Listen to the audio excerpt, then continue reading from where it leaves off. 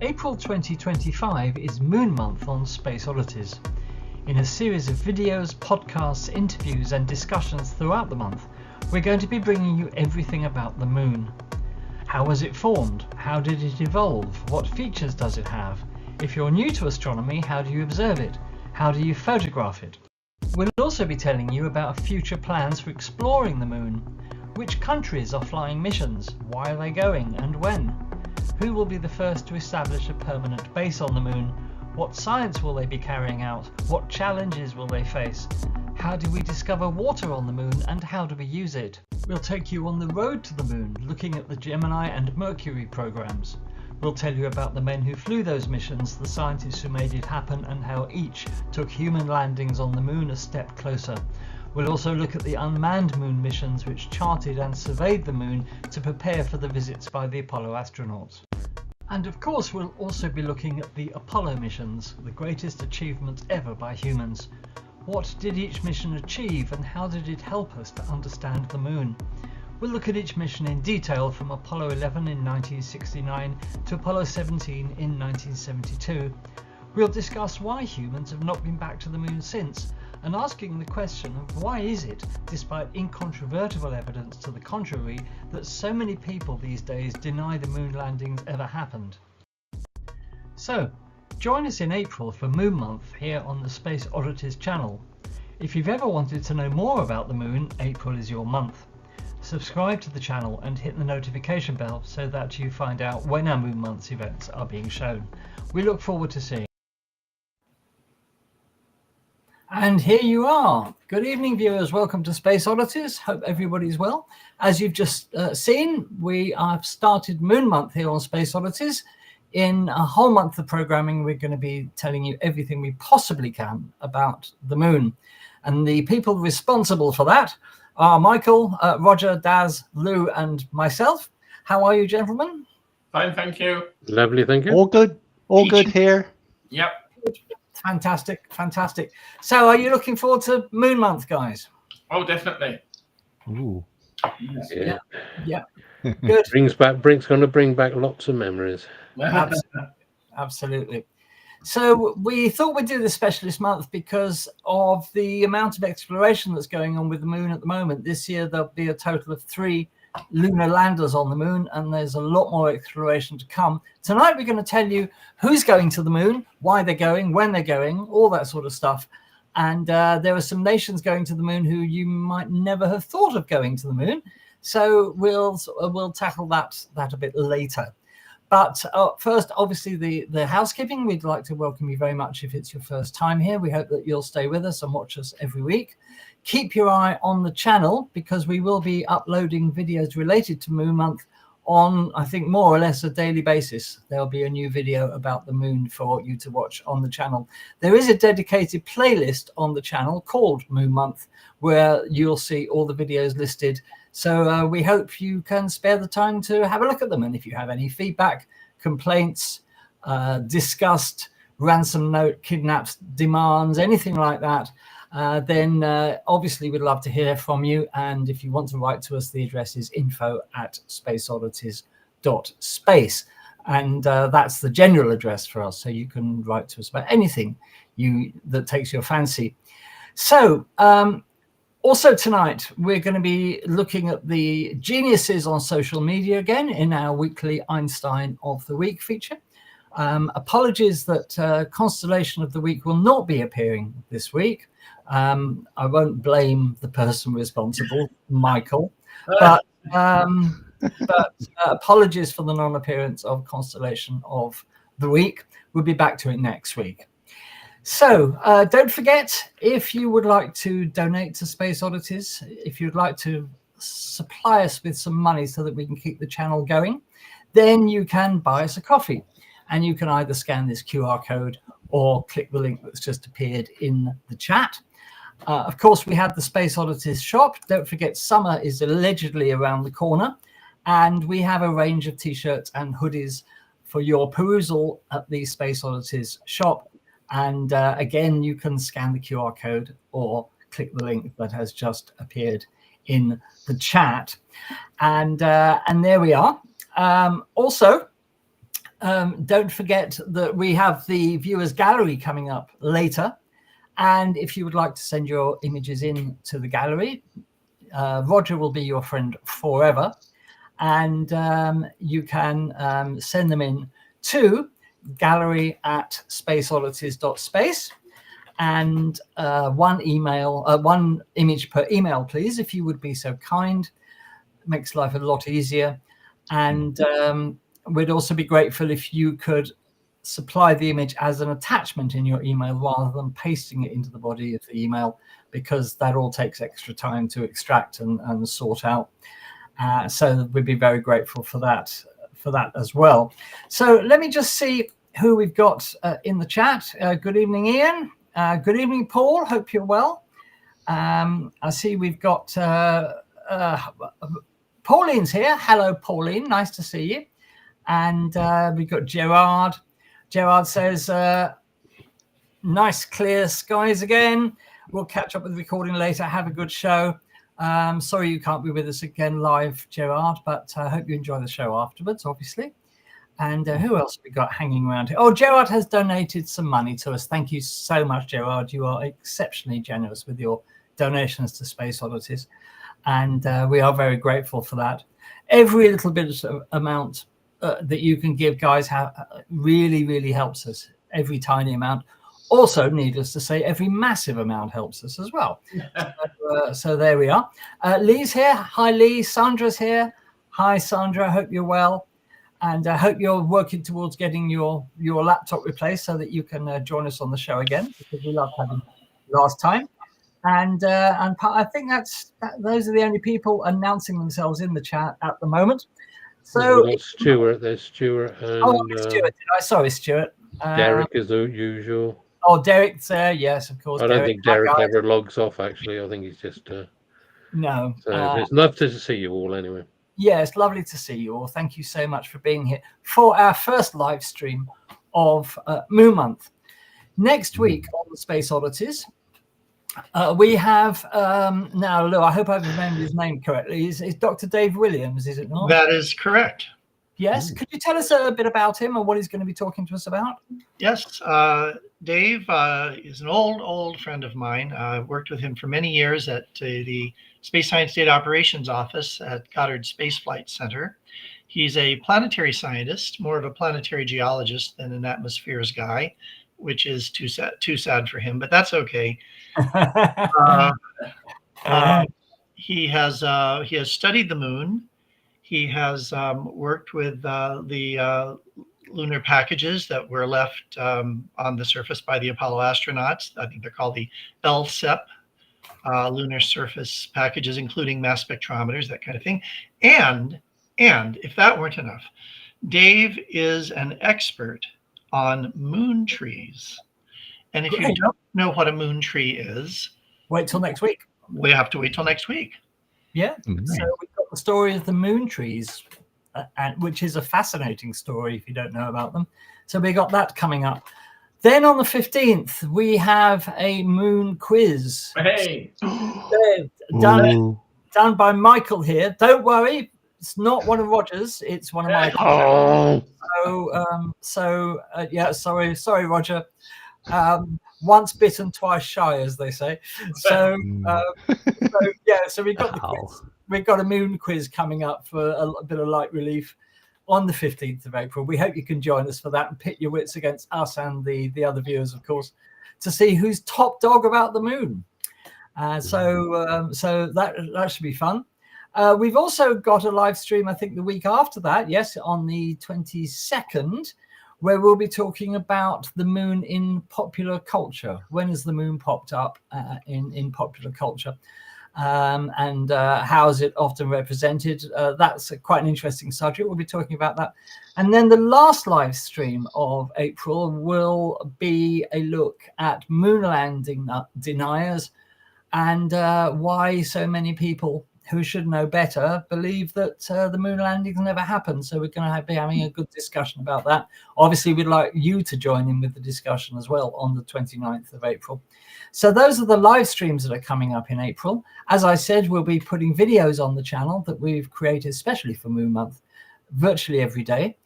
The first one went up today, which is the water on the moon video that I previewed last week.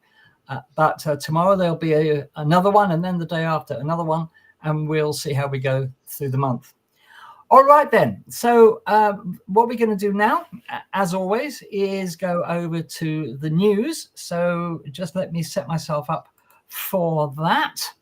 Some interesting stuff, as always, in the moon, in the news this week. Got moon on the brain, haven't I? Obviously, it's only the 1st of April as well. So we got that coming up. So let's go straight to this week's news.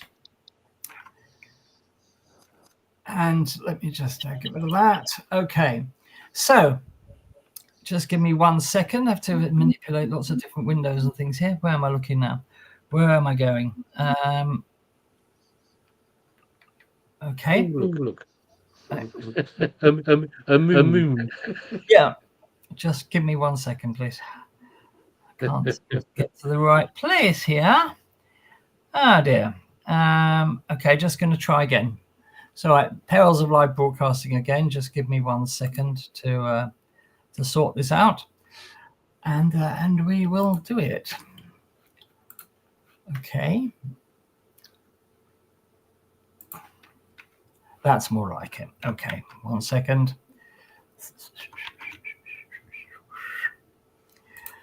All right, you can talk amongst yourselves, guys. It's perfectly all right. So, Okay. okay. Well, one thing I was going to talk about, I see you've got it on the news. Well, if I think that. Oh no, it's not. Yeah, last night I actually stayed up to watch the Fram 2. Oh, you have got it there. Yeah, we'll be talking about that in a second. Okay, I'll leave it for a second. Yeah, we'll still have that echo problem, Daz. So it's probably best not to try and talk during it. Okay. Yeah, no problem. Okay. So then, sorry to keep you waiting, viewers. The news for this week.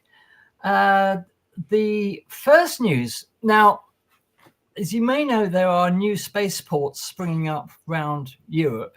Saxonwold Spaceport in Scotland hoped to become the first ever spaceport to launch a rocket from European soil. And obviously, we've been rooting for them. But unfortunately, Norway got there first. And this, well, I won't give away what happens, but this was the first attempt by Norway to launch a rocket from the coast of Norway. It's a German company called ISR Aerospace, and they hope to become the first people to launch a rocket from European soil, and sit back and watch what happened, because it was well, in some ways it was good, other ways it was very bad. But this is what actually happened with the launch. Beautiful rocket called the Spectrum. This is the Spectrum rocket, and the mission was called Full Spectrum Ahead. And lovely coast of Norway views there from a drone, I presume. Wow, that's a stunning image. Yeah. Oh. And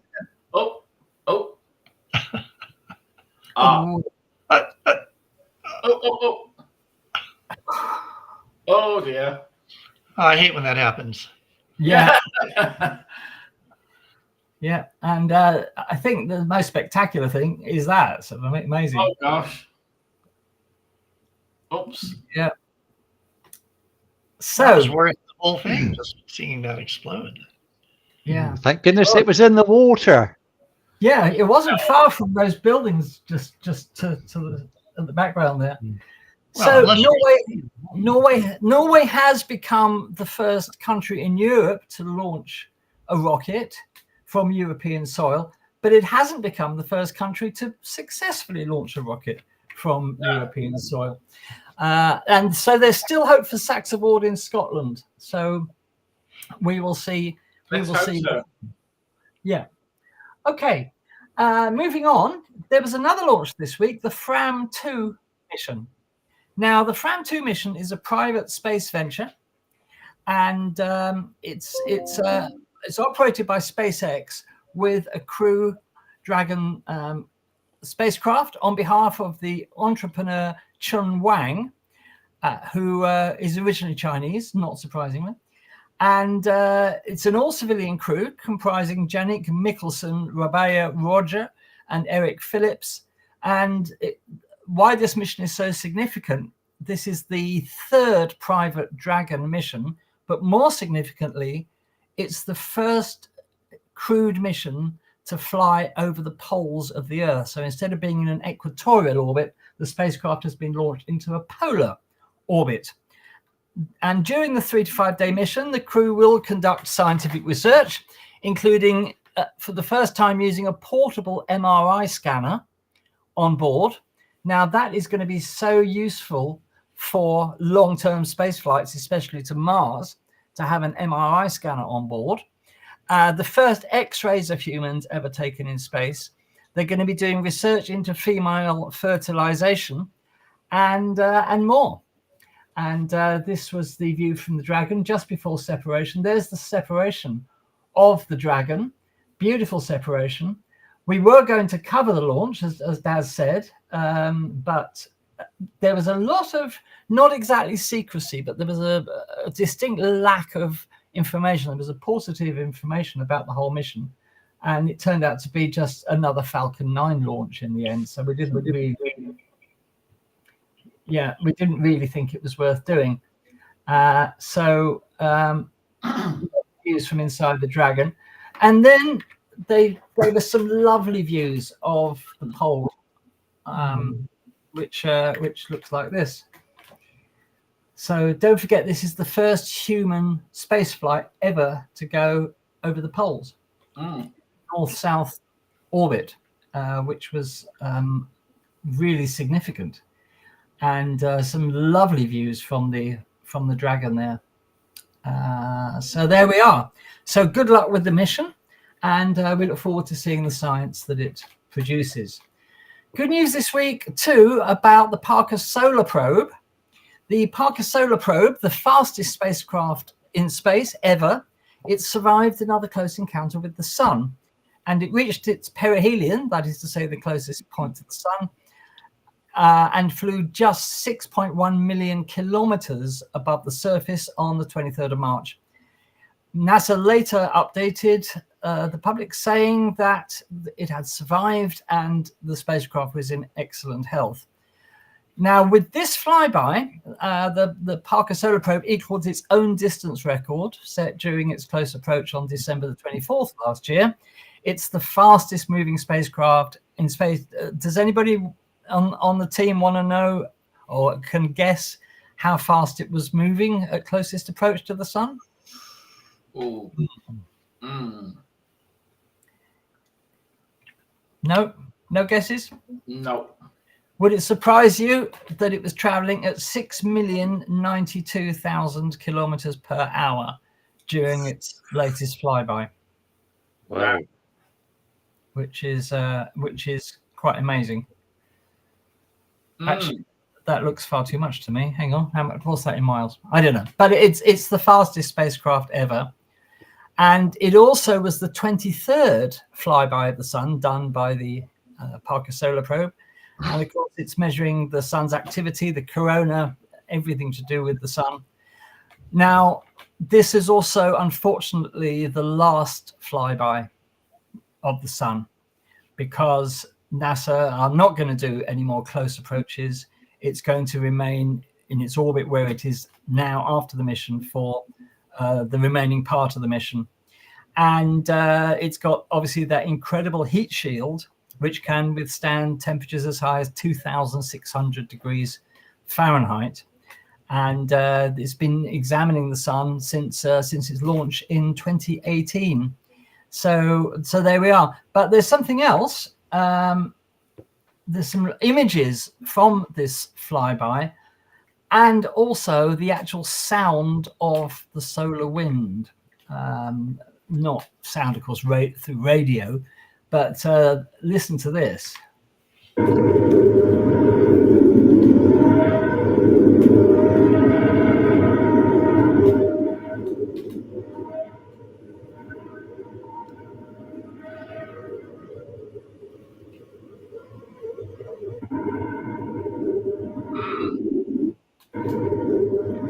That's quite spooky, isn't it? Just a quick comment here, Andy. So it has the heat shield, which is working perfectly, and Yeah. that will keep the spacecraft in good shape as long as they can keep it pointed at the sun. In other words, keep the shield between the sun and the instruments. And there will come a time when they can't. I also I've talked a little bit to some of the Parker Solar Probe team, and I believe that they're applying for an extended mission funding. Now, with things in what shall I call it, chaos here in the United States, it's unclear if that will go through. But I believe their intent is to apply for it, which requires that they propose to do new science. It's not just stay up to do the same science. So it will be interesting to see what happens with that. So do you know if that new science would include more flybys? It should. I think the orbit that it's in, going out to Venus and then close to the sun, would make sense and doesn't take a lot of energy to maintain that orbit. True. But I haven't seen the proposal, so I don't know. Well, that would be fantastic if it happens. But as you say, with the current chaos in the US, who knows? So, that's good news, because this has been an absolutely amazing spacecraft, hasn't it, Lou? It's been flawless. And as so many spacecraft that we send up now, pushes the horizons of technology. Some of the technology that they're using to make this such a successful mission didn't exist when they started building the mission. They had to invent it. Yeah. So great all the way around. And of course, answering some of the most fundamental questions about the sun. Why are there solar storms? Where does the energy come from to accelerate the solar wind? Why is the temperature of the corona hotter than the temperature of the photosphere? All that stuff. Wow. Yeah. And maybe the Orion team should look out to build the heat shields. Get some notes off of these chaps, because that heat shield's been absolutely amazing. As you can see, the picture that you've got there, Andy, the actual solar panels are also folded back so that they're out of the direct sunlight. They actually fold away when it does its passes, and then as it moves away, when it's safe enough, they actually open them up again, and then it recharges its batteries. So as Lou said, a lot of this technology, when they started planning this, didn't even exist. So it's been an amazing probe. But I think this is the same for technology generally now. When they're building these sort of long-term projects, that they start designing them on the basis that the technology will be available. Just as an analogy, if you think of the square kilometer array, the world's largest ever radio telescope, 1,000 times more sensitive than any radio telescope ever built, currently under construction in Australia and South Africa. When they were designing that, the computers to process the data and manage the whole thing didn't exist. It was a processing requirement that even the world's biggest supercomputers couldn't handle. But they had faith in those computers coming along in the fullness of time. And sure enough, a few years later, IBM came along and said, I think we've got what you need here. And those computers are going to be truly stunning. They are going to be, when they come online towards the end of this decade, they're going to be at least 5 times faster than the fastest supercomputer that exists today. Yeah. I mean, taking a quote in the Field of Dreams film, build it and they will come. Yeah, exactly. Okay, let's move on. So, I know you want to move on. I have a little extra information. Parker Solar Probe is seeking a bridge year of funding in 2026 to continue its mission, and this will keep it going until the next heliophysics senior review, where they'll review the mission in 2027 and then decide whether to keep it going even further or to cancel. So just to say that. Thank you, Lou. That's fantastic. And also, just to add, as soon as we're talking about the sun, Andy, and what I was going to say about Fram 2, Yes, it was a boring launch, except for the thunder and lightning that was happening all around. That was quite spectacular. But there is a possible issue with the amount of radiation that these astronauts are going to actually receive, because of course they're going over the North Poles, and we know that the magnetic and the radiation it accumulates there, but Yeah. usually it's acceptable. But unfortunately, the sun has decided to start to kick off, and we're getting some bigger flares, which could be heading this way. And of course, if they're at the North Poles, then they're going to be exposed to quite high levels of radiation. I don't think there's many coronal holes at the moment that they have to consider, because it seems that the active regions is building up, but there are a couple of them that are beginning to kick off medium flares, if you know what I mean, M5 plus flares. Right. So they're going to have to be very careful. So yeah. But don't worry, Daz. If the solar radiation doesn't kill them entirely, they have an MRI on board which can do the trick. That's true.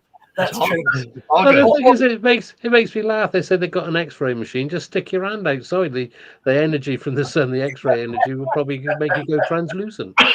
Or perhaps the crew. Innovation. Perhaps the crew will be so heavily ionized that they'll turn into aurorae. I can think of worse ways to end your life. Oh yeah, become part of a legend.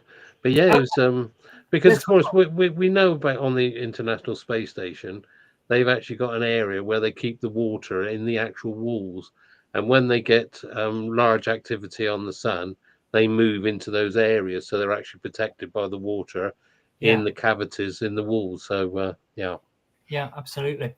Okay, moving on. Next news item. Oh, sorry, let's move on again. This is good news. For the first time, the James Webb Space Telescope has captured bright auroral activity on what planet is that? Neptune, isn't it? No. Yep, it's Neptune. Neptune. And notice, just to point this out, that Neptune is not the deep blue of the Voyager images, as we now know. The color was not right. Anyway, so these are two images, one taken by the Hubble, one taken by the Hubble plus Webb. And of course, the aurora occur when energetic particles, often originating from the sun, become trapped in the planet's magnetic field and strike the upper atmosphere, where they start glowing. And in the past, there have been sort of hints of auroral activity. Oh, sorry. There have been hints of auroral activity on Neptune, but nothing has ever been proven. So, we've detected aurorae on Jupiter, Saturn, and Uranus. And this was sort of the missing piece of the puzzle when it came to auroral activity. But Webb's near-infrared sensitivity has sort of managed to observe it now. Although this is quite old data now, it's only just been released because there were some proprietary claims on the data. So it was obtained in June 2023. And for the first time, they found an extremely prominent emission line signifying the presence of the trihydrogen cation, which is H3+. Lou, do you know anything about cations? This is not... I don't. Oh, but I did want to make a comment about the color of these two images. Yeah. First of all, we know that Neptune's atmosphere has cooled a little since the time of Voyager, when we had the best close approach. Yeah. But the image on the right here is Hubble, and I assume that's in visible wavelengths, plus Webb, which is in wavelengths we can't see. So that has to be colored somewhat differently, and it's not a real color image. No, that's right, because it's an infrared image, which of course we can't see. Yeah. But there we are. So in that image, those aurorae, they're the splotches represented in cyan, if you like. And it's actually different from the auroral activity that we see on the Earth. Does anybody on the team know why the auroral activity on Neptune would be different?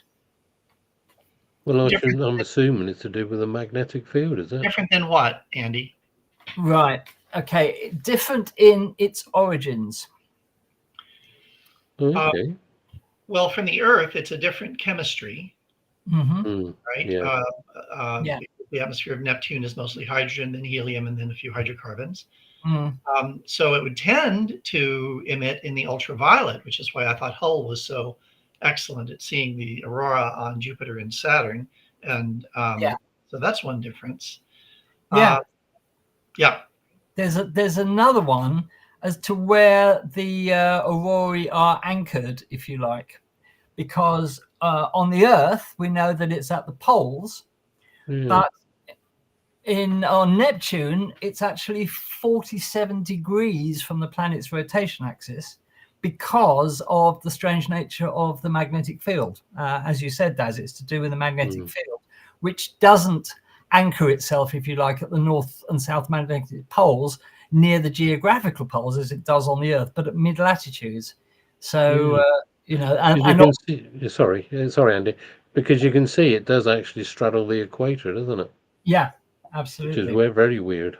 Yeah, and I don't think the orientation of Neptune's magnetic field is fully understood yet. Lou may know otherwise. It appears both with Neptune and Uranus. Their And magnetic fields are quite off of the rotation axis, that they are involved in some, cataclysmic collision early in their development. And it's also interesting to note that both Uranus and Neptune formed much further in the solar system, and then were yanked out by interactions with Jupiter and Saturn's gravity field.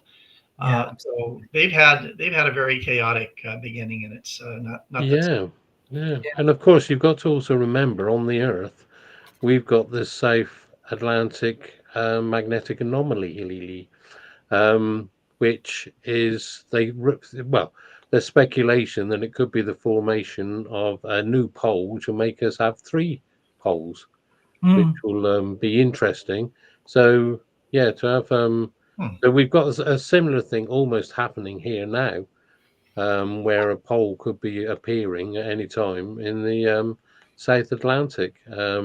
Whether it'll be plus or minus, I don't know. That's going to be interesting, because I know it gives them lots of problems, doesn't it, in South America with GPS and things like that. Yeah. So so I just thought I'd put that in there. No, there we go. Thanks for that, Daz. Okay, so moving on. That's really interesting because it's confirmed that Neptune is like the other planets, like the other gas giants, in having auroral activity. So that's a good step forward. Next topic is everybody's favorite subject: black holes. Now, this is from universetoday.com. Now, I do apologize. This is rather a long bit of text here, but I tried to edit it down, but every bit of it was kind of essential to what it's trying to say. This is to do with the estimate of how many black holes there are at the center of our galaxy. It's been theorized for quite a while that there was quite a high concentration, but nobody knew the exact number of black holes that are at the center of the galaxy. Obviously, we've got Sagittarius A star, which is the supermassive black hole at the center of our galaxy. But of course, there are things called stellar mass black holes, which typically form from stellar collapse from the supernovae of red giant stars. We can't see the center of the galaxy in optical light because there's a lot of dust blocking our view, but with infrared you can, and this has enabled animations, if you like, of the stars orbiting the central black hole. Andrea Ghez, if you remember rightly, won a Nobel Prize for doggedly pursuing making this animation of the stars at the center of the galaxy for more than 15 years, and well deserved as well. Now, the trouble is, traditional models of star formation say there may be as few as 300 orbiting around the central black hole. And how did they get there? Well, one idea is that the formation of Sagittarius A star, the supermassive black hole with those 4 million solar masses, the formation of that triggered the formation of these smaller black holes.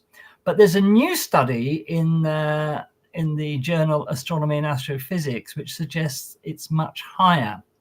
Now, the idea behind this is that the central region around Sagittarius A star is dense with gas and dust. I mean, that's fairly well accepted. But what this also means is that large O and B type stars can form easily. Now, these stars have a very short lifetime, and so these would die as supernovae, and their cores would collapse into black holes, which is, how we know things work. So the rest of that material will then be available to make new stars. So these black holes would accumulate in the region over time as new cycles of stars were born and died. Eventually, the region would become populated with enough black holes that collisions between stars and black holes would be common. Black holes would rip stars apart on a gradual basis, churning the region to accelerate star and black hole formation. And the authors of this paper call this model the star grinder, believe it or not. Nothing to do with, nothing to do with that. So if this model is correct, then the center of our galaxy could have millions or even billions of stellar mass black holes per cubic parsec. And obviously any star entering that region will be in extreme danger. But how can this be proved? So for this, the authors look to a statistical concept known as collision time. And the idea behind this is that for a given density of black holes in the region, there's an average time before a star and a black hole collide. That would seem to make sense. The collision time depends on the number of black holes in the region and the size of the star. Obviously, the higher the number of black holes, the shorter the collision time. But also, of course, if a star is larger, the more likely it is to have a collision. So this team calculated the collision times for various distributions, then compared the results to what we actually observe.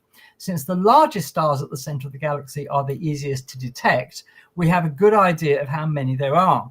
And based on these observations, there are fewer of the largest O-type stars in the region compared with other parts of the Milky Way. And that suggests that O-type stars do experience black hole grinding because they're larger. There are plenty of the smaller B-type stars in the region, which suggests they don't encounter black holes often. Based on their statistics, get this, the authors argue that there are about 100 million black holes per cubic parsec in the area around Sagittarius A star. This would also explain, say the authors, the presence of these hypervelocity stars in our galaxy's halo. These stars that have literally been fired towards the edge of the galaxy. And we know about a dozen of these stars so far, and they will escape the galaxy one day. They're going so fast. And of course, one obvious way for a star to get accelerated like that is to have an encounter with a black hole. So that is amazing. 100 million black holes per cubic parsec. You can't even one parsec, of course, is 3.26 light years. So a cubic parsec might hold about 100 million black holes. I don't know if anybody's got any comments about that. It seems an incredibly high number. Yeah, it does, doesn't it? But it does match observations, or at least the idea of the star grinder matches observations with these large O-type stars being fewer in number than they are in the rest of the galaxy. So that's I have a thought about that, Andy. Yeah, go on. There's a so lots of black holes. That's great. There's a limit. There's a mass limit. Yeah. Which I think is called the Tolman-Oppenheimer-Volkoff limit, which separates the masses of black holes from the masses of neutron stars. Right. Up to, I don't know, 2.5, maybe 3 solar masses. In there, you can have a neutron star. So no reason to believe that only black holes are created out of this abundance of material. And if there are lots of neutron stars, then some of them are going to be rotating in such a way that their signal flashes the Earth, right? Right. Pulsars. So just listening to this and putting a few things together, I would expect to find in radio frequencies, I would expect to find lots of pulsars near the center of the galaxy. That makes perfect sense.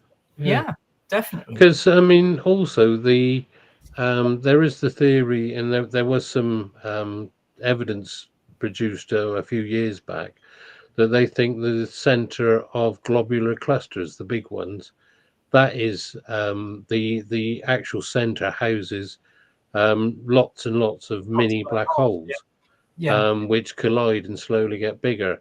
But of course, what you've got to remember is also globular clusters are the majority of the stars are very old stars. And if you remember about 2 weeks, was it 2 weeks ago, I reported on the fact that the first supermassive black hole has been detected at the center of a globular cluster. Oh, okay. I missed that. Yeah. Sorry.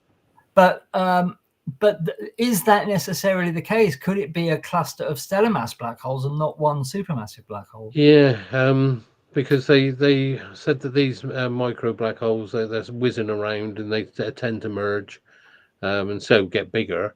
But because the thing is that there's always the question was, why do the globular clusters stick together? There must be some sort of major gravity force holding them all together. Because but yeah, it's just one of those things. And so yeah, I wouldn't be surprised if there's, I can see why they're going along the black hole things, but I think that figure, I mean, it could be correct, but seems a hell of a lot. But however this plays out, whether this is confirmed, what we do know is that the center of the galaxy is a very, very dangerous place. However you look. So I don't go there anymore, frankly. No, I used to go there, but I got bored with the bars there, to be quite honest. Yeah, well, also stab vest required. Yeah, absolutely. A bit of a rough area. Moving on.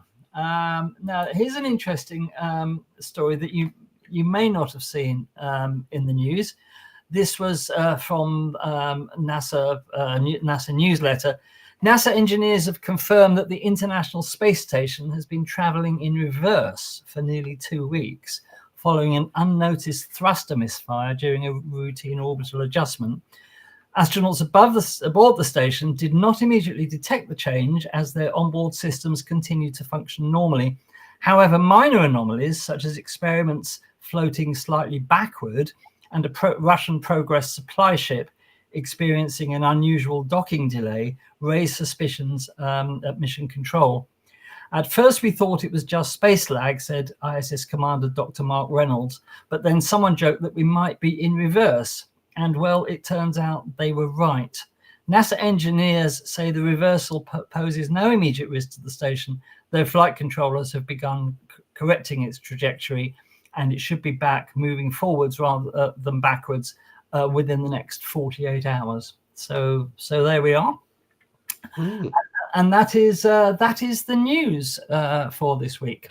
So is that last one you were talking about, the International Space Station? Is that the one where they've described it as a leak? It could be. It could be. Because I did see they were saying something about that there was another leak on there. So maybe that's what they're on about. Maybe that's what they're it seems to have been a thruster misfire rather than a leak. But it has caused the ISS to start traveling backwards. It's been nearly 2 weeks. I think they spotted it quite early, but they've only just announced it that the ISS was traveling backwards. So if you've been out observing the ISS in the sky, then you may have noticed it going in the wrong direction for the last 2 weeks. So there we are. So that's the news. Hope you all enjoyed that. Just let me come back to where I should be, which is here. Okay. So so interesting things in the news this week. I'm particularly intrigued with the idea of there being millions of black holes per cubic parsec at the center of the galaxy. What is he doing?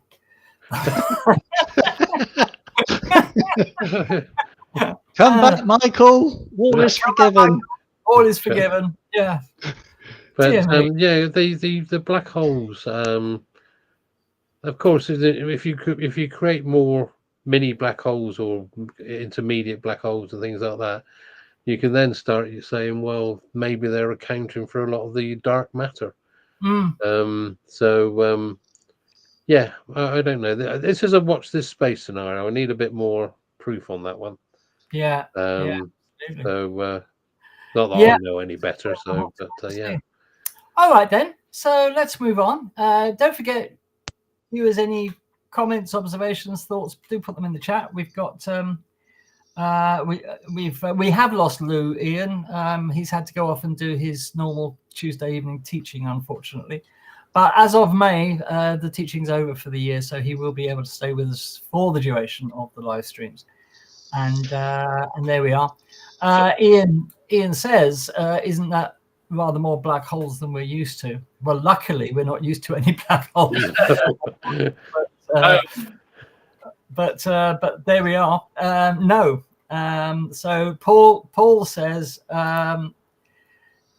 it reminds me of Red Dwarf, where they detect a group of black holes and divert several light years to avoid them, only to find out it's dirt on the camera lens. Thank you, Paul. Actually, I've got the complete set of Red Dwarf, all the episodes on DVD, and you've just reminded me I should watch it again, because I haven't watched it for a few years, actually. And I do enjoy it, as do us all, I'm sure. And we're glad you enjoy it as well. Okay, so we're going to do the time-honored. Sorry about my movements, Tony. I was just looking at the moon. Oh, yeah, that's a likely point. Okay. Yeah. Whatever. You were looking at yourself believe in the mirror again. We could clearly see the mirror. Because at the moment, the moon is occulting the Pleiades at the moment. Ah, it is. That's right. I saw that earlier. Spoiler alert. Yeah. Oh, sorry, Roger. Talking of Roger, if we have to, let's move on. So Roger's going to give us our normal guide to the night sky and the viewers gallery. Have you got many in the gallery today, Roger? Oh, yes. Oh, good. Thank you, viewers. We love you. It's a Roger gallery. Yeah. No, it's not. There are a few. Okay, so here we go for the first week of April. So currently we are experiencing a lovely crescent moon out there at the moment, and working our way up through the first quarter, up through to the latter part of the week. But during the in the night sky, we have got the unfortunate ending of the winter constellations, although Orion is still available to see, although if you've not got a very good western horizon, it will be coming rather limited. And we've also got Jupiter getting quite low, although making up for that, we still have Mars up in the higher up in the sky, although it is getting rather small in size to look.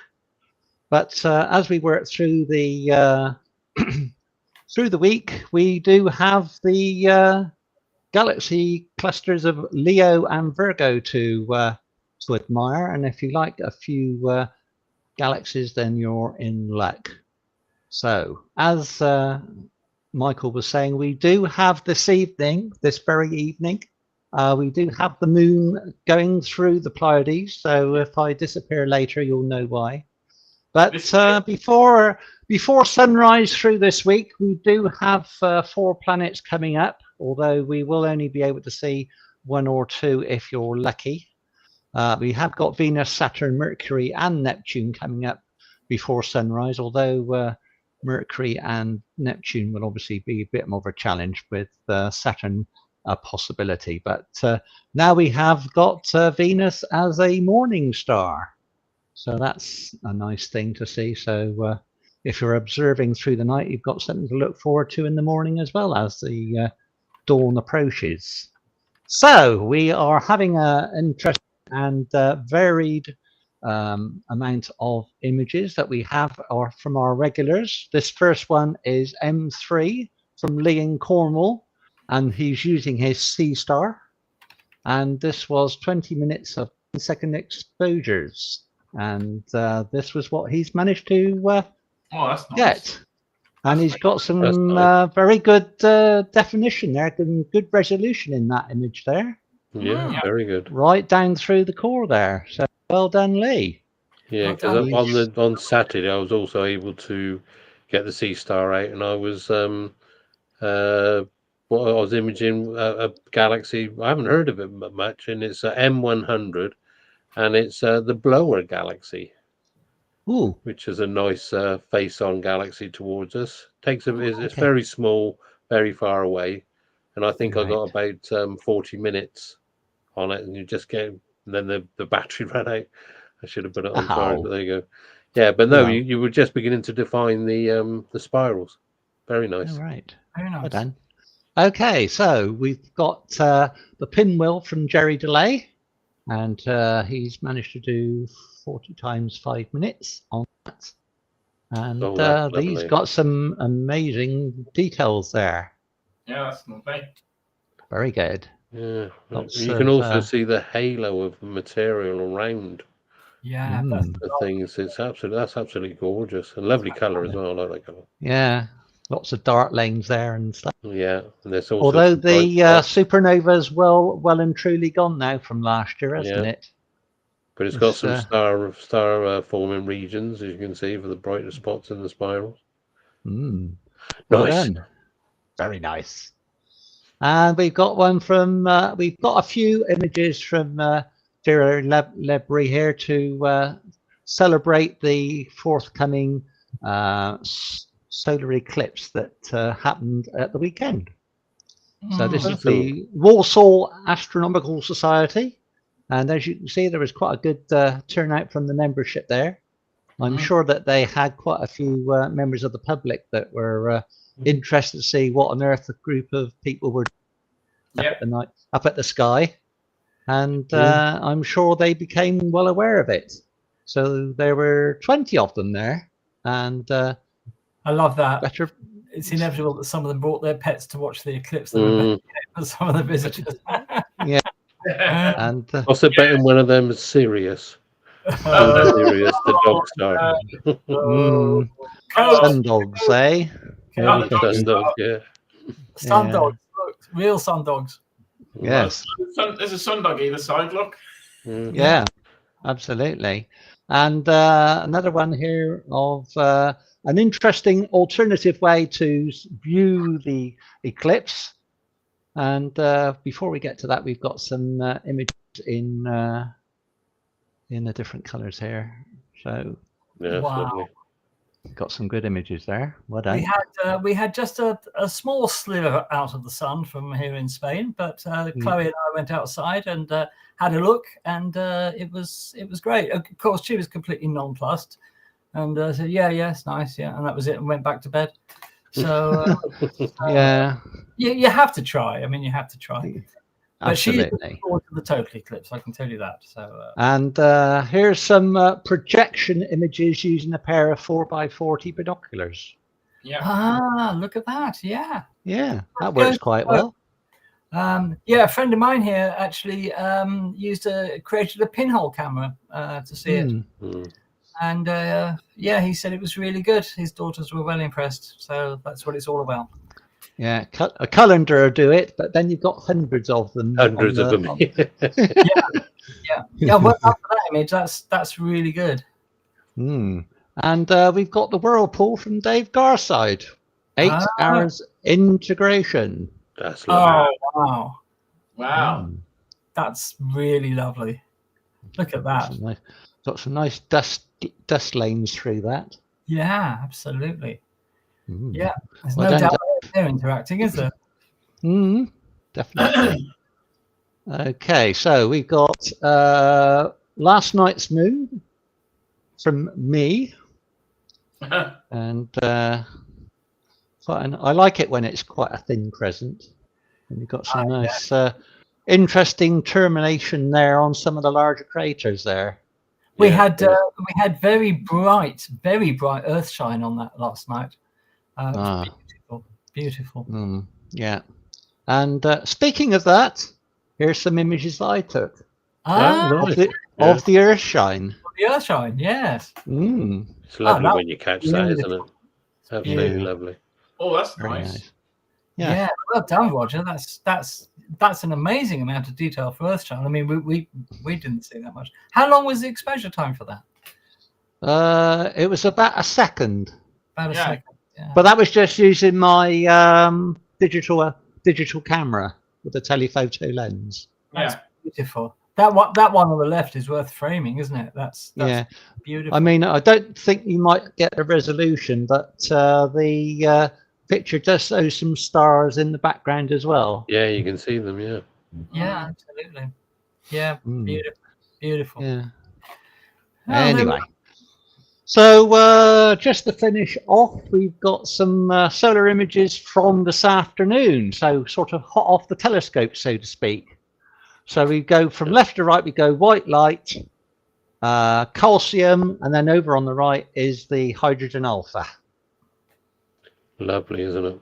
Lovely. Yeah. I mean, the star second from the spot second from the left, the spot that seems to be just on its own. That's been giving us some really good interaction, and this one here looks like a very nice one as well, which could develop. Yeah. As I said, it's beginning to kick off a little bit. Yeah, there's 33 sunspots in that group on the right left-hand side. That's right. I mean, we've got these big active regions, but I mean, you say 33 sunspots. The actual sunspot count is dropped quite dramatically from what it was about 2 months ago, when we were up about, with all the whole of the disk was about 300, but now we're lying around about the hundreds, the single hundred, because as I said, we seem to be on the sunspot decline, although that's debatable. And I don't think the center of it, as I said last week, if you remember, I know we were talking about it earlier, lads, but we had a sunspot on here yet last week, which literally covered 25, I would say 25 to 30% of the actual face of the disk. And at its widest, you could actually fit 7 Jupiters across the center of it. So it was absolutely massive. It didn't give us, it gave us some interaction with some auroras and that, but it didn't give us big auroras, because as I said earlier on, there's a thing that they call SNAP, which is spring north, autumn spring negative, autumn positive, and it's to do with black holes, and it's to do with the equinoxes. When you get around the early equinoxes, is it equinoxes? Yeah. What's just gone? It's an equinox, wasn't it? And if it's negative, then we will get a huge reaction from the winds that are coming from it, because they will be negatively charged. But if they're positively charged, we won't get much of an interaction, and it's the reverse in autumn. So there's a lot of stuff going on in the sun, and this is why I said, with all these bigger sunspots beginning to fire off a little bit, the astronauts could be in some peril, but we'll see. And we should point out that when Daz just mentioned black holes, that's black holes as in coronal holes in the sun's atmosphere. Oh, sorry, did I say black? It's because we were talking about black holes. In fact, I think I made the same mistake last week. I do apologise. I just get excited.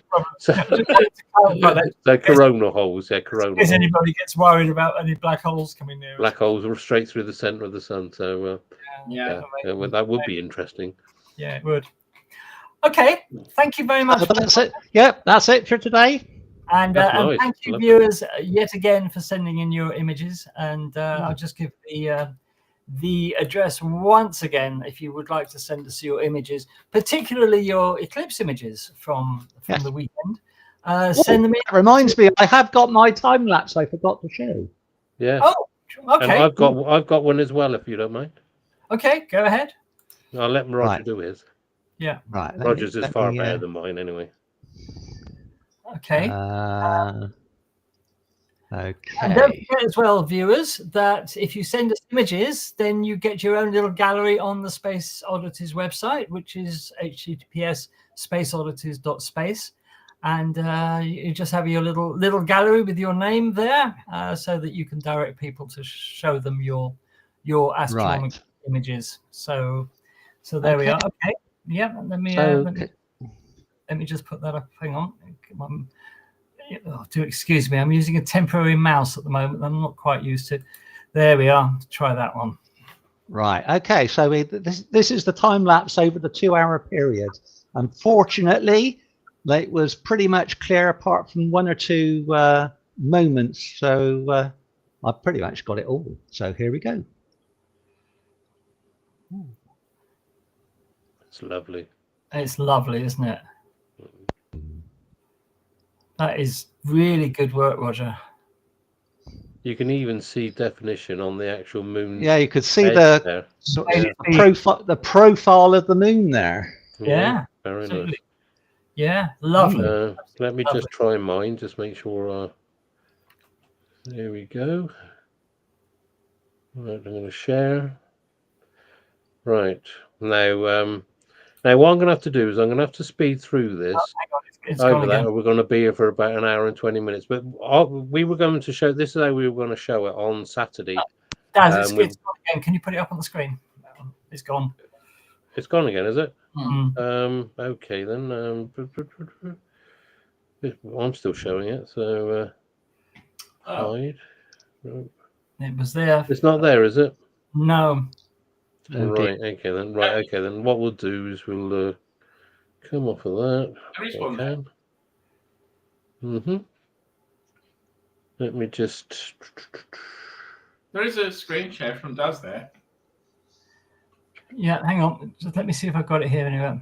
Oh, yes, I got it. I got it. I got it. Here it is.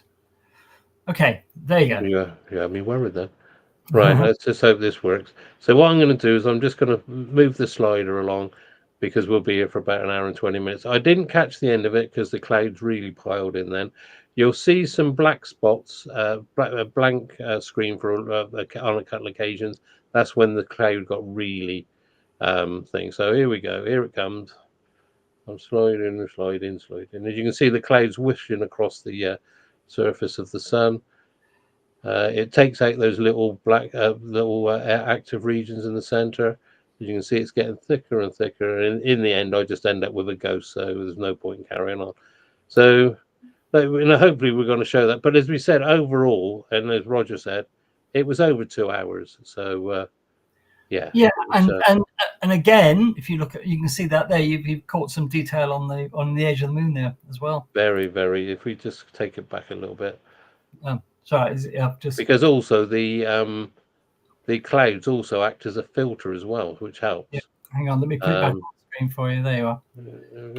So, Yeah. hope you can see that. So yeah, you can see it's all wrinkly on the actual surface of the edge of the moon there. So yeah, that's very good. But as you can see the sunspots that were, and that's where that red round one was before on Saturday. So okay then, that's Right, thank you very much. Take that off, Andy. Thank you. There we are. Okay, well, moving on. As we said earlier, this is Moon Month, and we thought we would do Moon Month as a special month, as I said, because of the amount of exploration of the moon that's going on this year. There'll be a total of 3 landers going to the moon this year. 2 of them have already been, with the mixed results. The Intuitive Machines IM-2 lander didn't want to be left out from its IM-1 cousin and did exactly the same thing. It fell over when it landed on the moon, which was an enormous shame. But they will be back, hopefully, again before the end of this year with IM-3. More of that a bit later. And we had the Blue Ghost lander, which landed on the moon, did some great science, as we saw last week, drilled into the surface, deployed electrodes around the lander to study the activity within the moon, and was a phenomenally successful mission. Of course, once the sun set and lunar night set in, that was the end of it. So, but it did give us a lot of data, which obviously is being analyzed as we speak. So the question is, which countries are going to the moon over the next few years? Because obviously the usual suspects are there, America and China, but there are lots of other countries as well. So we're going to have a look now at the countries that are going to the moon over the next few years, and see what they're going to be up to. So just give me 1 second, and I will sort this out. Because there are some countries going that you normally wouldn't associate with going to the moon, but let's have a look. So, hope you can see that. Let me just come back here and get rid of our ugly mugs off the screen. Just 1 second. That didn't quite work, did it? Okay, let's try again. And here we are. So this is just a little thing about the countries that are going to the moon. Or there we are. We've got it. Okay, let me just get rid of us. Okay, so and this is also a little bit of a test of country flags as well.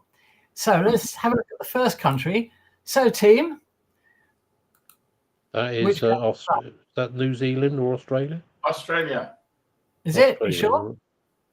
Yeah, it is indeed Australia. They are sending a thing called the Lunar Trailblazer to the moon. This will be next year, and it's a rover to explore the lunar surface, to identify resources and do general scientific research. So, you know, Australia's obviously not a country you would expect to go to the moon, but they are next year. We don't have any details at the moment about who's launching it and on what vehicle, but plans are ahead developing this rover for next year. Next country, what about that one? Brazil. Any other guesses? Oh gosh. Viewers, if you know, put it in the comments. Beat the team. See whether you can beat them to it. Yeah, it is actually Brazil, and this is a company called Airvantis, and the name of the mission is the Garatea L. It's a robotic CubeSat, which is going to launch later this year. Again, no details of the launch vehicle yet.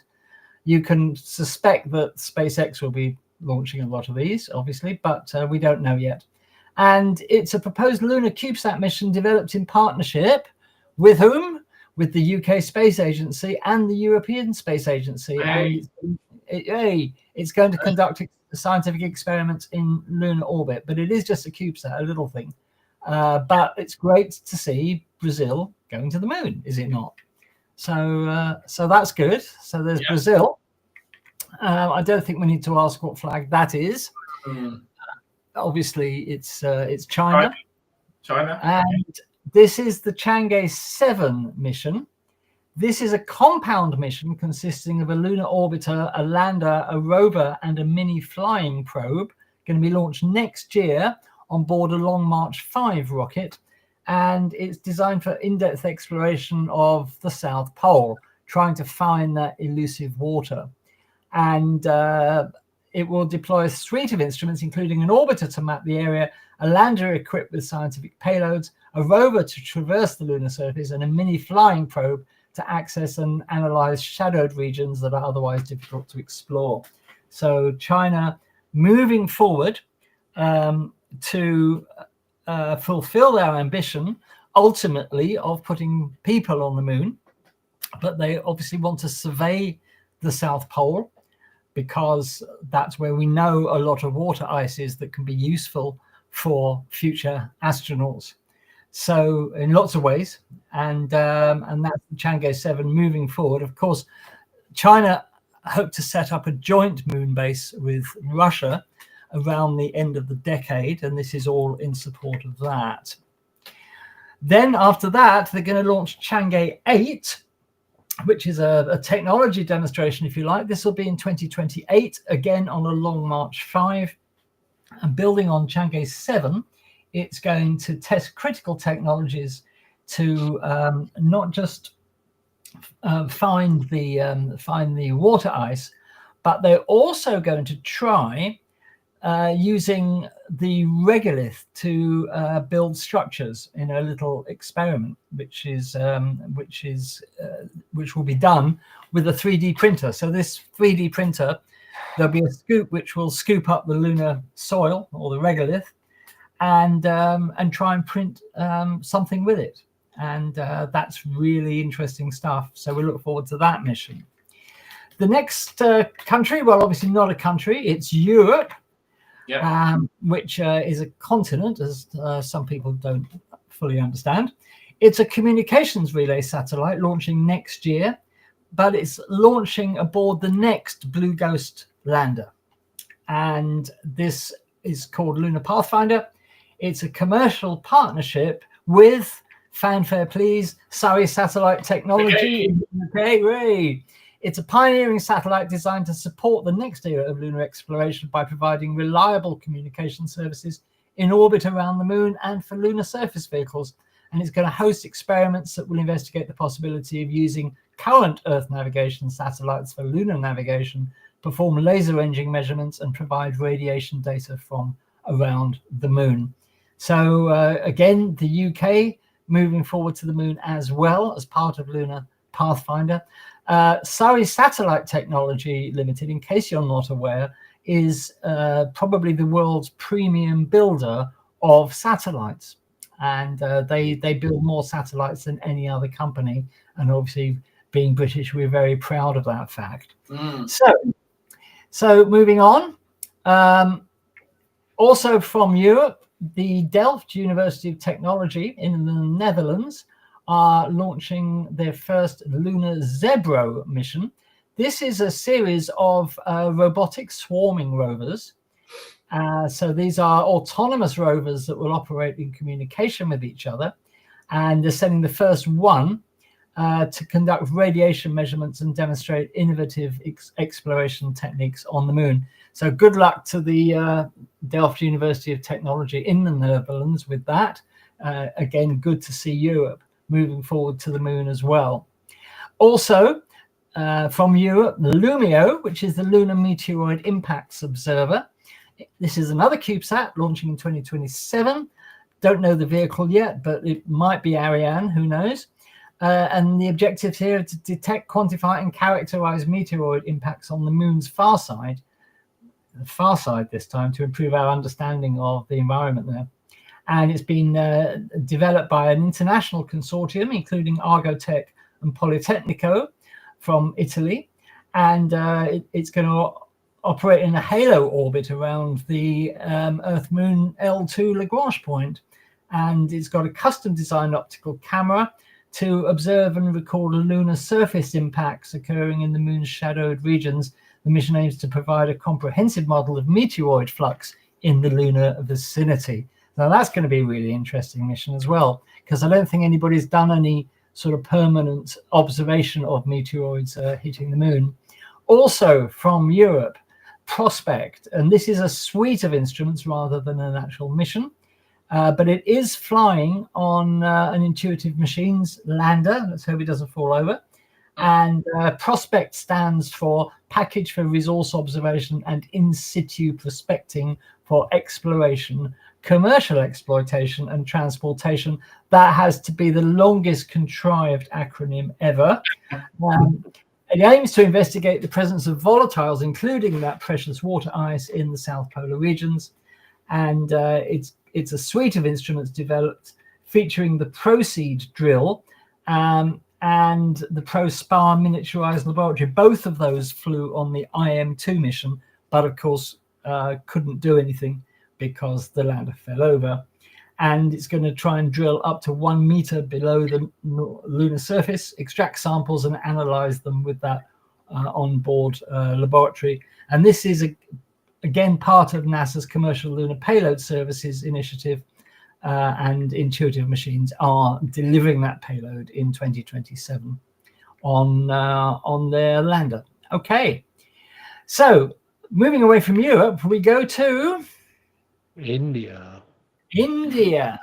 Now, we already know that India have been moving on incredibly with their space program. You may remember Gurbir being with us 2 weeks ago, telling us all about the Indian space program. He did point out that because of the lack of funds, Indian space missions are irregular and few and far between. But this is due to launch in 2028 on a JAXA H3 rocket. And again, it's going to land at the South Pole looking for that elusive water. And it's a joint mission between the Indian Space Research Organization, or ISRO, and the Japanese Aerospace Exploration Agency, or JAXA. So ISRO providing the lander and JAXA providing the launch vehicle. They're also launching the latest in their Chandrayaan series, Chandrayaan 4. This is a sample return lander. So they're going to try and bring back samples from the moon. Again in 2028, again on a JAXA H3, again in combination with Japan. and they are going to take samples there. So it's a complex architecture. Again, it's a multiple module mission. The transfer mission is a transfer module responsible for transporting the spacecraft from Earth to lunar orbit. The lander module, which obviously will land on the moon. The ascender module, which is the upper stage of that, if you like, which will carry the samples from the lunar surface back to the orbiter.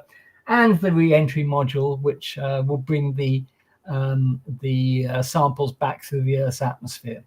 So there we are, and they are planning a landing site near Statio Shiv Shakti. This is where Chandrayaan-3 successfully landed, and it's between the Manzinas P and Boguslavsky M lunar craters, if you want to look that up. But they are very close to the moon's south pole. So there we are. Well done, India. Moving on. Next, who's next? Israel. This one, Israel. Yeah, Israel are going to the moon with Bereshit 2. You may remember the original Bereshit lander. That was a failure, if I remember rightly, wasn't it, Bereshit? That's the one that left all the tardigrades on the surface, yeah. That's right, that's right. It plowed into the surface, yeah. Yeah, it plowed into the surface. So they're trying again next year. Don't know the launch vehicle. And it's one orbiter and 2 landers. But not going to the south pole of the moon. The 2 landers are going to land in different parts of the moon.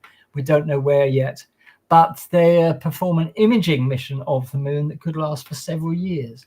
So it'll be great to see images coming back from the moon over several years. So good luck, Israel, with that. Then that's Russia, isn't it? Is it Russia? No. It is. Roscosmos, the Russian space agency, launching Luna 26, the latest in a long line of lunar probes. If you want to know more about lunars, we will have a video about the lunar program as part of Moon Month here on Space Oddities. It's launching in 2027 on a Soyuz 2.1B, and it aims to conduct comprehensive remote sensing of the moon's surface and environment, creating detailed topographic maps through stereo imaging, analyzing the chemical and elemental composition of the lunar regolith, and investigating the internal structure of the lunar soil using a multi-purpose radar complex. And again, it's going to the South Pole to study the distribution of water, ice, and other volatiles. And this is going to act as a relay, actually, between Russian and Chinese assets, all to create the joint moon base known as the IRLS, the International Lunar Research Station. And we really hope that project comes off, although the way the world is at the moment, whether they will carry on cooperating, who knows, but we hope so. Okay, not many to go now. What about this one? It's one of the Koreans. I think it's South Korea. Oh, you're too good, Daz. Yes, it's exactly South Korea. This is the Korea Pathfinder lunar lander. Launching in 2032, so a bit more in the future. It's launching on a KSLV-3 rocket. And as part of the Korean Lunar Exploration Program, or CLEP, and following the success of its Danuri orbiter, Korea plans to launch this lander in 2032. And they are going to, it's more a technology tester than anything, but they are planning to land on the moon. We don't know yet exactly where they're going to land. I don't think they've actually decided yet. But there we are. Okay, moving on from Korea to Turkey. Hey! This is the Turkey IAP-1 mission. It's going to be a hard lander. In other words, it's going to crash into the moon rather than land as such. And Turkey's developed its own hybrid rocket engine. It was planned for 2023 to commemorate the centennial of the Turkish Republic, but it's been rescheduled to 2026. And this is to test and validate Turkey's own space technologies in a real lunar environment. So Turkey going to the moon, nearly there. What about that one? I'm guessing United Arab Emirates. I'm guessing that. Have you got Flags of the World book open in front of you? No, I just know them. Is that one right? You are right, Daz. It I is. thought it was one of the Arabic countries. And this is Rashi 2, a rover. It's launching in 2026, but it's uncertain for reasons that we'll come to in a second. Again, going to the South Pole to study the geological and thermal properties of the surface rather than look for water. It was meant to launch on the Chinese Chang'e 7 mission that we mentioned earlier. However, there's a problem with it. It uses US manufactured parts, and American restrictions on exporting American technology to China have meant this cannot now happen. So it's a bit up in the air at the moment how that thing is actually going to get to the moon. Certainly not on the Chang'e 7 mission as it stands at the moment, which is a bit of a shame. International politics get in the way of things yet again. But let's hope that the UAE can get this thing launched to the moon by next year, as they plan to. And lastly, anybody know what this flag is? I don't know that one. No. United States of America. Oh, well done. Okay. Such enthusiasm. This is the IM-3 that we talked about earlier, launching in October this year, if all goes well. Launching on a Falcon 9 again. And this time, it's studying something I hadn't heard of before. Guys, have you heard of this? The Rayner Gamma Lunar Swirl. What? No. Yeah. No, it's a unique surface feature characterized by high albedo and associated with localized magnetic anomalies. Yeah, I have heard of it. Yeah. Yeah. There was another name for them. I'm trying to think what it was now. Yeah. Weird places. Yeah. Yeah. It's going to carry several payloads. Lunar Vertex, developed by the Johns Hopkins University Applied Physics Laboratory, including a magnetometer, camera, electron and ion spectrometer on the lander, and a small rover equipped with additional instruments which are going to analyze the swirl. The Cooperative Autonomous Distributed Robotic Explorers, or CADRA, a set of small cooperative rovers designed to explore and map the lunar surface autonomously. Moonlight Pointing Actuator, or MPAC, provided by ESA, this one, that aims to enhance lunar laser range. Very important, as we found out. And lastly, the Lunar Space Environment Monitor, or LUSEM, developed by the Korea Astronomy and Space Science Institute, or KASI, or KASI, whatever you want to call it. LUSEM will study the lunar space environment, focusing on high-energy particles. And also from the USA, the Parsec Lunar Satellites. It's a robotic communication constellation, launch date this year. And Parsec plans to deploy a lunar communication satellite to support data relay between lunar missions and the Earth. Of course, we can't talk about the USA and NASA without talking about Project Artemis. The NASA plan to put humans back on the moon and establish a permanent presence on the moon. And it comprises, obviously, the SLS rocket, the Orion spacecraft, and at the moment, SpaceX's HLS, the Human Landing System, which is a variant of their Starship. You may remember Artemis 1 in 2022, an uncrewed trip around the moon to test the technology. Artemis 2's launch, I don't know whether you saw this in the news this week, guys, but it's been brought forward to to February 2026. So we've got under a year now until Artemis 2, and a crew will go around the moon to test the vehicles and life support systems in preparation for Artemis 3. At the moment, this is scheduled for 2027. It'll be obviously the first human landing on the moon since 1972, which is shameful, but that's what it is. And NASA are planning to land the first female astronaut and first astronaut of color on the lunar surface. They're going to spend a week on the surface. Artemis 4 after that will deliver a core part of the new lunar space station called Gateway, which we've talked about often on the show, into orbit around the moon and land another two astronauts on the moon's surface. And Artemis 5 is going to then add another important module to Gateway and a third crewed lunar lander. And that's where we are with Artemis at the moment. The only block to this at the moment, I think, is the SpaceX Starship.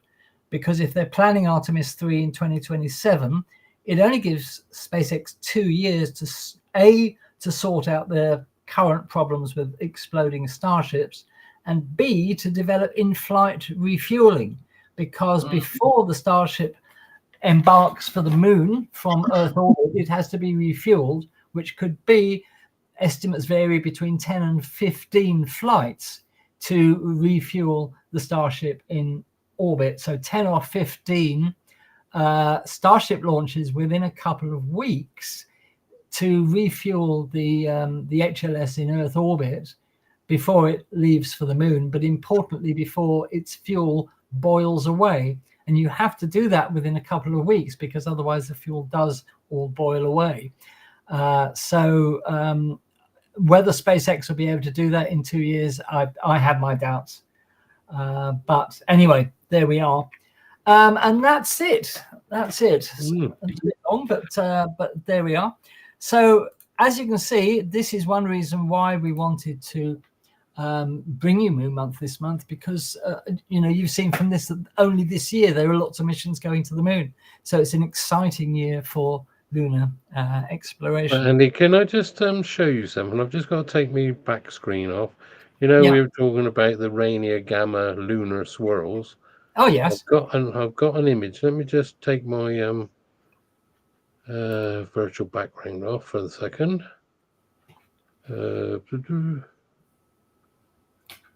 Where's the no background? I think that's it there. Now I'm hoping you can see this. Let me just get rid of this so I can see what I'm doing. Can you see that swirl? Oh yeah. Yeah, it's a swirl. And if you look at it, it looks like it's got a trail, like a tornado that's moved across the surface. It does look like that, very much. And they did have another name, so obviously this is what they've decided to call them. But they leave sort of like a swirly feature, and then it looks as though it's passed off down to the bottom there. But that's what they are. There's several reasons. People once thought that they were proof of tectonic plate movement or volcanic action. But they, as you said, they're thought to be caused by magnetic anomalies. Yeah, absolutely. So yeah, I just thought I'd like to put that out there so you can see it. I've never actually come across them before. I must investigate those further. Yeah, they've been known for quite a while, but I knew them as another name. I can't think what they were called now. Right. Okay, weird. Are there many of them, do you know? There's quite a few. They usually of course they're picked up mostly in the Mare, because the Mare is the darkest area. Yeah, sure. And they have been seen. And basically what they always saw was this little scar of where these things have been. But they think it could be outgassing from underneath through a vent or something, and then it's getting swirled around or something by the magnetism and things like that. But you end up with a white circular feature or oval feature, and like that one, you could see there was actually a trail, so it was almost like a tornado. Yeah, when you've seen a tornado go across weird. That, so Weird. yeah. Weird. So before we move on, can I just give the people a little quiz? Of course you can. About the moon, or about part to do with the moon. Let me just see if I can do this. Okay, viewers, stand by your beds. Baz has got a little. Yeah, we'll be. Oh, sorry, I just had to stop screen sharing so I can start again. Right. Now then, share. Right, here you've got 3 rockets. Now, I'll tell you what the rockets are. On the left, there's the Mercury Redstone rocket. In the middle, you've got the Gemini Atlas rocket. And then, of course, you've got the Saturn V, the wonderful Saturn V. Now, you can, if you look at them, can anyone actually spot, and pop this in the chat pretty quick, what's the difference? Which one's the odd one out? I'll give you a couple of seconds, just to have a look at them.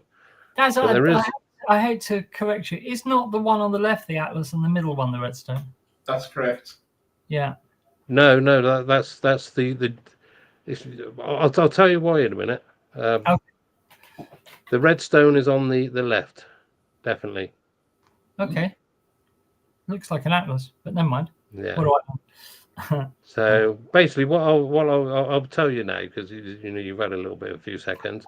If you notice, the one in the middle, which is the Gemini capsule, has no escape tower on it. Has no escape rocket.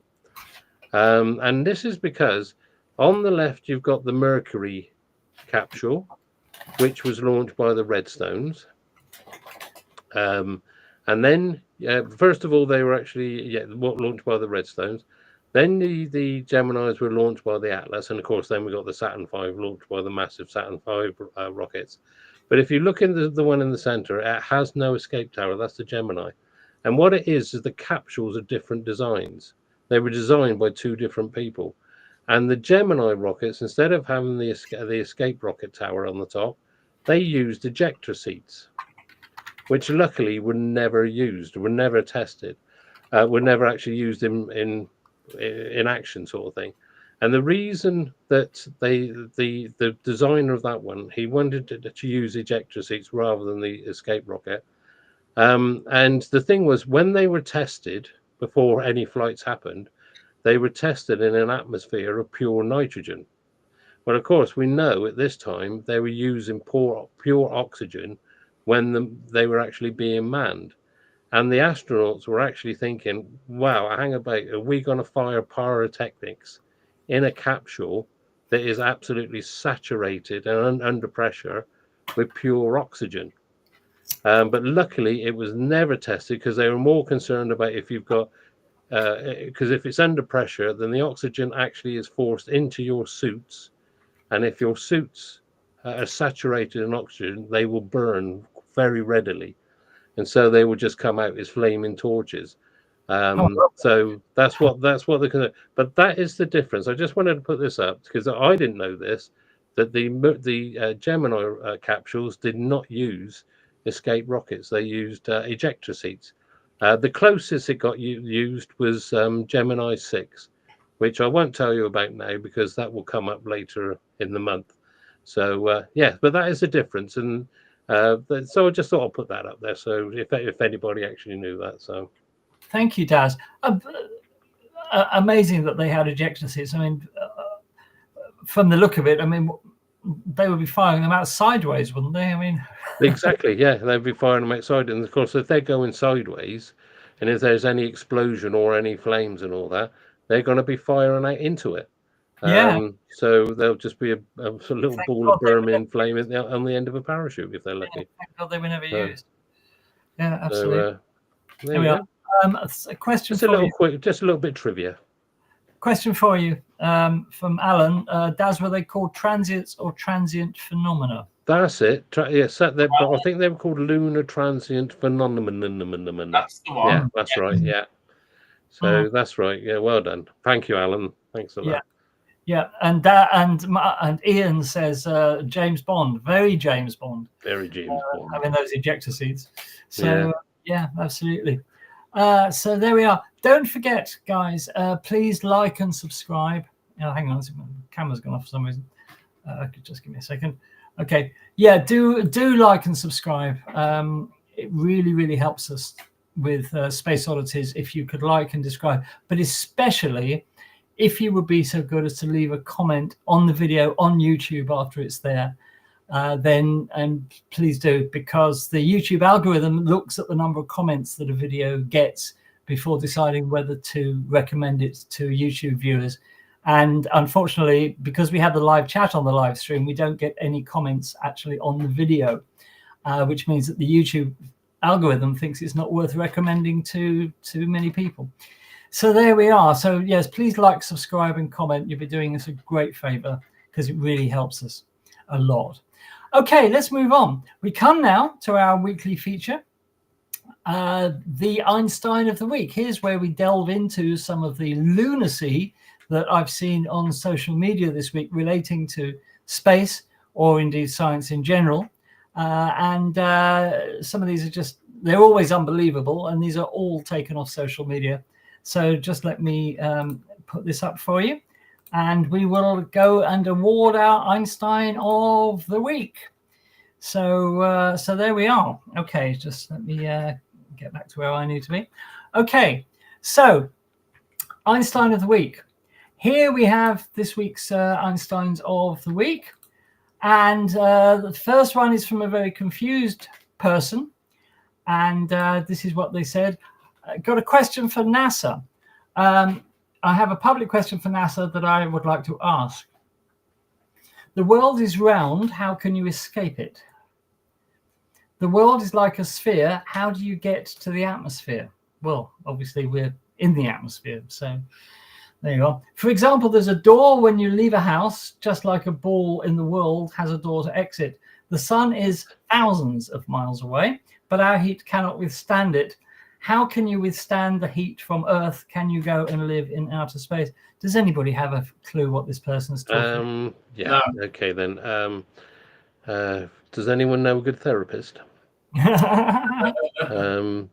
This is, I mean, they're asking questions. I suppose we've got to give them that, but they're basically standard questions. It's yes, the world is round. Well, actually, it's sort of like ovoid, isn't it? Bulges in the middle.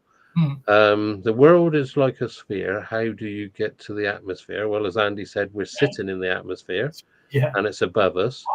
For example, there is a door when you leave a house, just like a ball in the world has a door to exit. Huh? What? Yeah. That doesn't make sense. That doesn't even make sense. Yeah, so I don't get that one. No. The sun is thousands of miles away, but our heat cannot withstand it. What about what our heat? Yeah, and does it mean that just we're finding it too hot? Is that what they're trying to say? And it's 92 million miles away, not thousands. Yeah, exactly. I took that as read. And how can you withstand the heat from Earth? What? Well, we do radiate heat, but it's heat that's been either comes from the core, which works its way to the surface, or it's created by our atmosphere, which you seem to have trouble finding. Which is basically the sun has control over some of that as well. What happens here? Anyway, can you go and live in outer space? Yes. Yes. Right. Okay. Next confused person. This is a non sequitur of the week. If you thought you couldn't make sense of that one, try this one. Point is that no one has ever penetrated the firmament. They developed these theories due to space race between USA and USSR. They film and stage them, like, for example, Mars is filmed in Algeria, and people being in the moon, they shoot under some swimming pool. Now they use AI to lie to you that there are set lights. I'm not quite sure what that means. There are only cables supplying internet under the sea. Even the internet we are using are powered by undersea cables. Wake up. What? No, the internet's also controlled by satellites. But then, of course, according to them, we've never penetrated the firmament. Yeah. Okay, then can somebody else take this because my brain hurts. No. Move on. Just point out that this thing about the firmament is often used by flat earthers. This is definitely a flat earther. And they seem to think that a firmament is some sort of solid thing that you can't penetrate, which is why nobody's ever been to space on a spacecraft. But the word firmament just means sky. That's all it means. Yeah. It also, they said they shoot. I'll take it. This is about the moon. They shoot them under swimming pools. That's usually to recreate the feeling of actually walking in. Yes, it's part of an astronaut's training. Yeah, it's not anything to do with walking on the moon. No. Anyway. Okay. In at number 2 this week, basically what, and it gets even more bizarre, I warn you. Okay, check this one. Gaia and ESA and NASA are services for collecting money from all over the world. They interfere in the intimacy of sexual reproduction of all beings in the world. Yep. The sky is the room of the whole world. Evidence for this is already in the ancient writings of all religions of the world. They all conceal, this would be Gaia, ESA, and NASA, as Gaia is a spacecraft. They all conceal They all lie, and for this they put people and all living things in difficult health conditions, and with their beginnings they threaten the entire existence on earth and in heaven. Right. Okay then. Can Right, can I just point out that Gaia is also Mother Earth itself? Yeah. Yeah, that's So, true. Are they referring to it as? I mean, ESA and NASA are services of collecting money from all over the world. Okay, they interfere with the intimacy of sexual reproduction of all beings in the world. I bet you won't find that in the NASA charter. No. Yeah, I just like what Sandra says. Yeah, I think they need to wake up. Yeah, definitely. I mean, I'm losing IQ points here, and I haven't got many to start with, so I'm going to have to start turning off there when we get to this again. Living things in different health conditions, and with their beginners, they threaten the... Yeah, okay. Move on, please. Yeah, okay. So we move on to our Einstein of the week. Fanfare, please. And the Einstein of the week is this beauty. This is all fake. The Earth is flat, and the sun and the moon and the stars are in Earth's atmosphere. And the blue thing we see in the sky is firmament water. Oh, also, the planets are in the atmosphere as well. Does it make you despair of an educational system that can produce nuts like this? Yeah. Everything is inside our atmosphere, is it? Yeah. So when you go up in a jet airplane, you're in danger of crashing into planets. Into the moon and all that, yeah. I think I'll just show this again. Sorry? I'm just showing this again from Sandra. I think they need to wait. Yeah, well, what's firmament water? Well, no, according to some biblical interpretation of the firmament, it's actually... that bit in Genesis about the waters of the deep. Nice. So they think that everything outside the Earth is water, which is another reason they put forward for nobody being able to go into space, because it's water. So our atmosphere is actually water. No, outside the atmosphere is water. Okay. All right. Okay. So, but I thought there was nothing outside the atmosphere. I give up. I just can't. Oh dear me. I do feel really intelligent now. I really do. Yeah, finding these gems on social media is inevitably eventually going to have a severe effect on my mental health. Yeah. Because, especially when you start believing them. And this one as well. Yeah. So lack of basic education must have bunked off a lot. The problem you have is that if you drew a Venn diagram of the intersection between flat earthers and religious believers, you will find, I think I'm right in saying this, that 99% of flat earthers are also fervent religious believers. And because of that, they have trouble separating fact from fiction, because if you believe what it says in Genesis about God looking down on the waters of the deep, and that means that outside the atmosphere is all water, what can you say? Well, you keep mentioning Genesis, Andy. What's Phil Collins got to do with it? Well, he actually made the Earth. Didn't you know that? Oh, so God did have a name. Yeah, his name was Phil. Yeah, Phil. And it was between Trick of the Tail and then Wind and Wuthering, and then there were 3. They took 2 years off, and that's what Phil decided to do in his spare time. Okay, then he created the Earth. Okay, Yeah. That's there we are. magic. Yeah. Okay then. Okay, right, I'm just going to pop up one question, a sensible question, a remark, and this is from Paul. He says, "Wow, Daz, well remembered about the tardigrades. I'm sure they're still there, okay, and waiting. I thought everybody had forgotten about them. Thanks so much, Andy. I haven't heard of any of these missions.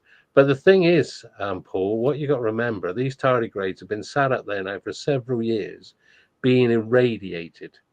So now they're becoming mutant. You imagine how pissed off they are that we left them there. Then I don't want to be the next man on the moon with them over there. No, I mean, they've got all these bits of metal, and then what have they built? You don't know. So just bear that in mind. absolutely. Mutant tardigrades on the moon. So Yeah, be aware. And by the way, Paul, my absolute pleasure. There are so many missions going to the moon. I just wanted to tell you all about them. And of course, if we can, we will be covering all the launches here on Space Oddities. Because we've got Resilience coming up very soon. Yeah, absolutely. Resilience. And there you are. So there we are. So I think we will start drawing things to a close for this evening. Thank you for being with us on our first live stream of Moon Month. Many more videos and obviously 3 live streams to come this month. Do watch the Space Oddities channel, because as I said, we'll be putting a new video about the moon in some form or other up on the channel nearly every day, I think. And we hope you enjoy them. I'm particularly looking forward to all the hard work that Baz has done. Well, in fact, we've all done, Michael and Roger as well. But Daz has done a long series of videos looking at each of the Mercury and Gemini missions in detail, and then the Apollo missions as well. So we've got a lot of videos to show you about those space missions, which were the road to the moon. And that's how we're describing the series, the road to the moon. How did each mission advance humans towards going to the moon? What were the details? So we're looking forward to those. Tomorrow, I think on the schedule I've put together, Roger will be telling you tomorrow in a video on the channel about observing the moon. So thank you for that, Roger.